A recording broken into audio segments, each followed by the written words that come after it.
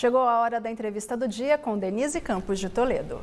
E nós vamos falar agora da oposição ao governo Tarcísio na Alesp e as discussões internas do Partido dos Trabalhadores. Eu converso com o Antônio Donato, que é deputado estadual pelo PT, aqui de São Paulo. Deputado, boa noite. Boa noite, Denise. Obrigado pelo convite. O senhor foi vereador pela capital por 5 mandatos, agora está na Alesp, não é? E desde que assumiu, reforçou essa posição de oposição ao governo Tarcísio, não é? Principalmente em relação às privatizações. Eu quero falar logo mais em relação à Sabesp, Sim. que é um dos destaques. Mas como é que o senhor avalia os primeiros meses do governador Tarcísio, né? Nós tivemos até a divulgação de uma pesquisa há pouco que fala de um índice de aprovação elevado em São Paulo. E tinha toda aquela discussão de ele não ser de São Paulo. Como é que o senhor vê o encaminhamento do governo? Olha, eu acho que ele teve um momento que ele teve uma projeção maior, que foi na tragédia de São Sebastião. Isso solidificou a imagem dele junto ao eleitorado. Mas se a gente for analisar o governo dele, é um governo que até agora não apresentou nada estruturante para o estado de São Paulo. Eu estou na Assembleia Legislativa desde 15 de março e até agora nenhum projeto vigoroso, que mostre um rumo para o estado de São Paulo foi apresentado. E a gente ouve muito das intenções do governo, mas as intenções, né, já diz o ditado, né? E a gente não pode se basear em intenções, a gente tem que ver coisas concretas. E o governo hoje, por enquanto, não tem resultados. Um governo sem resultados, confuso. Ele trouxe muita gente de fora, e aqui não tem nenhum aspecto de xenofobia, nada disso. Mas pessoas que são do Rio de Janeiro, do Distrito Federal e que estão tendo dificuldade de entender a máquina pública enfim, entender o estado de São Paulo em cada uma das suas áreas, né? E a gente vê uma paralisia grande do governo. Então, agora, o próprio trabalho da oposição na Alesp não atrapalharia, porque a gente viu iniciativas de muitas CPIs, de muitas investigações, o governo Tarcísio teve de trabalhar contra isso, até para não ter uma trava dos trabalhos, agora algumas seguiram adiante. Como é que o senhor vê essa atuação política? Não, infelizmente ele copiou as práticas que não eram práticas positivas do PSDB, ele impediu que a oposição protocolasse CPIs. Protocolando várias CPIs fakes, tem CPI do PIX, né? Não sei bem o que vai investigar, e CPIs importantes não foram à frente, mas mesmo assim se instalaram agora 5 CPIs que começam a funcionar lentamente na Assembleia, no ritmo, infelizmente, colocado pelo governo, que é um ritmo de que as coisas não andam muito e a Assembleia pouco se impõe como poder para debater as grandes questões do Estado. Agora, uma coisa que a gente até já discutiu aqui em algumas ocasiões é que em determinados momentos houve entendimento entre o PT, né, e a situação na formação de comissões, na mesa diretora. Tem esse tipo de conversa também para se manter determinados espaços na Alesp, não? Sim, é um entendimento nosso que a proporcionalidade tem que ser respeitada nos espaços da Assembleia, na mesa diretora e nas comissões. Porque quem definiu quem está eleito na oposição na situação foi o eleitorado paulista. E a gente tem que respeitar a proporcionalidade a partir do que cada bancada tem na casa. E isso a gente procurou trabalhar. Nas comissões a gente gostaria de ter uma posição melhor, mas enfim, a gente tem algumas presidências e a gente está na mesa diretora também. Mas isso diz respeito ao trâmite interno da casa, não diz respeito a um acordo com o governo Tarcísio, mas sim a um acordo de funcionamento da Assembleia Legislativa, que a gente acha importante que ela possa ser um poder democrático com todas as expressões representadas. Essa é a normalidade da política. A gente estranha diante da polarização muito forte que nós tivemos, que a gente tem visto, inclusive no âmbito federal, é uma coisa que persiste, né, que vem de muito tempo. Então, quando há esse entendimento político que é necessário, a democracia a gente acaba estranhando, né?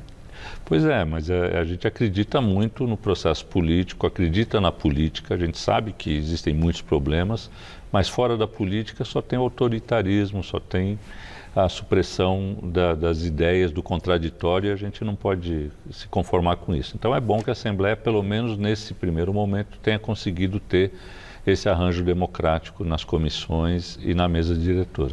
Agora, deputado Antônio Donato, por que, em princípio, o senhor é contra as privatizações, em particular da Sabesp? O processo está em andamento, né? Está naquela fase de avaliação das implicações, inclusive para consumidores. Depois tem várias etapas de avaliação de preço, de como seria a participação do capital privado.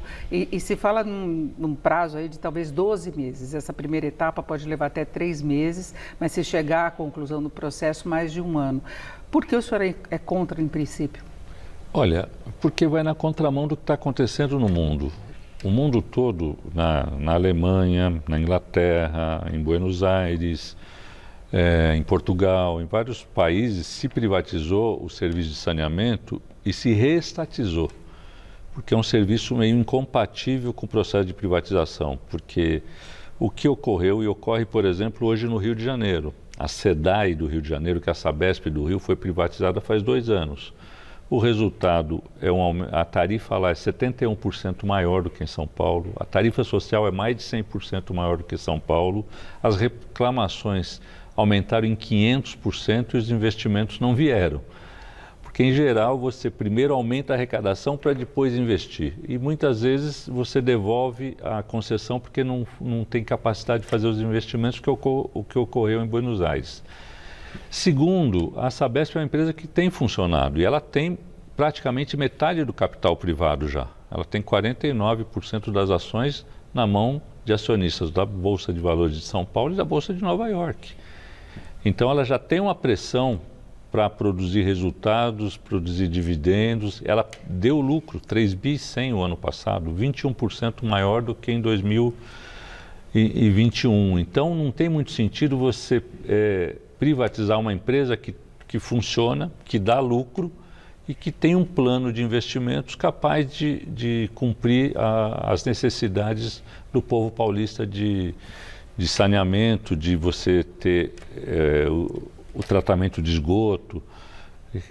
E a maior parte desses problemas, para se superar, estão nas periferias das cidades.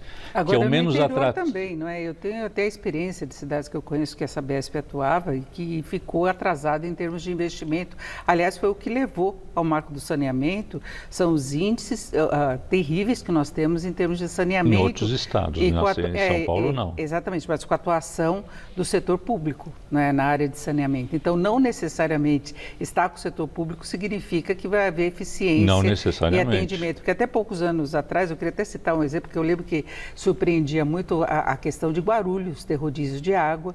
Depois houve um entendimento com a Sabesp, se conseguiu, inclusive Guarulhos marcou pontos importantes em termos de avanço nos serviços, mas nem todas as cidades. Talvez a falta de concorrência, não se poderia mudar estruturalmente a situação, por exemplo, respeitar o marco do saneamento?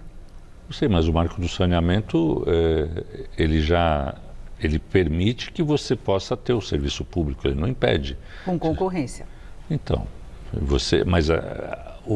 vamos dizer, um ponto importante da questão da Sabesp. Quem é o poder concedente do serviço de saneamento é o município. A Sabesp tem um contrato com o município de São Paulo, que responde por 45% da receita da Sabesp, e esse contrato, que foi assinado na gestão Kassab, e a lei, eu era vereador ainda, não lembro bem da lei, ela diz claramente que se a Sabesp for privatizada, acaba essa concessão. Então você tem problemas legais, e várias cidades têm esse tipo de contrato. Você tem problemas legais para se resolver nesse debate, porque tem que envolver esses municípios. A Sabesp funciona com subsídio cruzado. Ela arrecada mais nas grandes cidades e ela subsidia nas pequenas cidades. Nas pequenas cidades, a maioria delas já está com o que eles chamam de 300%, 100% de abastecimento de água, 100% de esgoto e 100% de tratamento. Onde estão os problemas são nas grandes cidades, nas periferias, nas novas ocupações, que têm problemas sérios ainda de tratamento de esgoto e de captação. E a gente precisa superar esses problemas. E a Sabesp tem um plano de investimento para isso. Então, a gente não entende por que privatizar. Inclusive, financiamento para isso, para ampliar investimento. Exatamente. Então, a Sabesp tem as condições e ela já é metade privada. E a gente não está propondo rediscutir esse modelo. Existem outros estados do país que funcionam mal. O próprio Rio de Janeiro, a SEDAI, era muito mal avaliada quando era pública, mas continua mal avaliada como privada.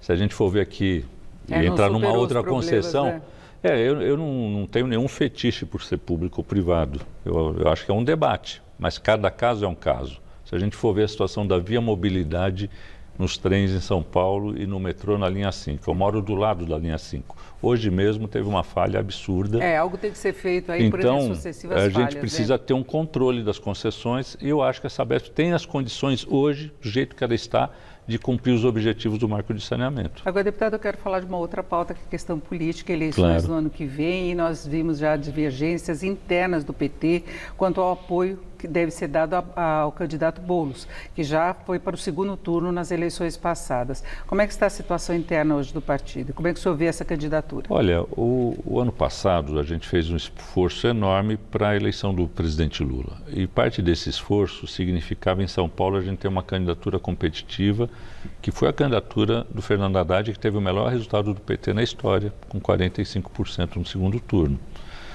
Para isso, existia uma engenharia política que levou a que o Boulos desistisse, a que o Márcio França desistisse, e nesse processo se firmou um acordo do PT apoiar o Boulos este ano. Esse acordo vai ser cumprido, mesmo que possa ter um ou outro que resista no PT.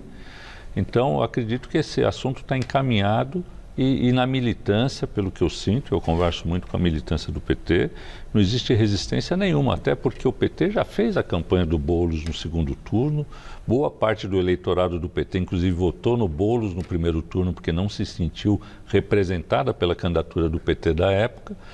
Então, eu acho que isso vai ser superado tranquilamente, a gente vai ter uma campanha do Boulos competitiva para ganhar. E com polarização possivelmente, porque o prefeito se aproximou do PL, nós já não temos mais tempo para discutir isso, mas é isso, devemos ter uma eleição muito disputada. Exatamente, eu acho que o prefeito Ricardo Nunes se aproximou do bolsonarismo e acho que a polarização nacional de alguma forma vai se repetir em São Paulo. Eu agradeço muito a participação do deputado Antônio Donato, que é deputado estadual pelo PT aqui de São Paulo. Uma boa noite. Eu que agradeço, boa noite. Com vocês.